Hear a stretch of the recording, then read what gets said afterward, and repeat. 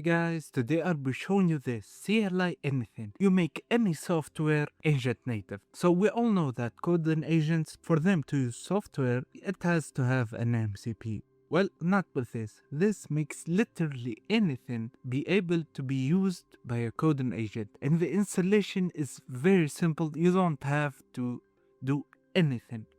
I'm gonna show it with open code, so it's completely free. So what do? Just go to your code and agent. I already have one. I'll show you what I did.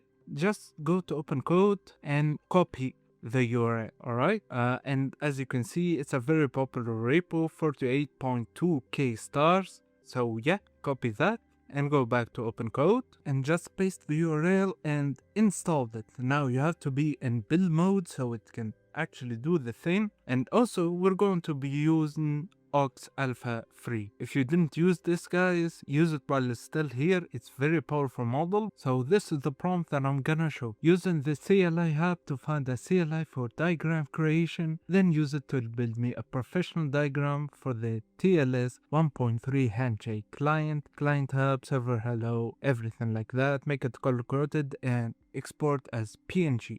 Alright, so I give that, and that's all you need. After you install it, again, just give it the URL, tell it to install it. It's gonna work, and this is the magic. So you see the skill, CLI-Hub meta skill. This is the skill that you need. Alright, so while it's working, I'll be back when we got something. Told me that Draw.io and Mermaid are perfect, but Mermaid is more ideal, so I just go with it, Mermaid. So it will install Mermaid, it will do everything for me. Alright, and look at it, it's working, and we'll see the final result. So it's done. Now let's go and check it out. So just copy this, put it here, and look at that, it's already here. So let's check it out. Yeah, this is exactly what I wanted. So yeah, that's CLI-Anything.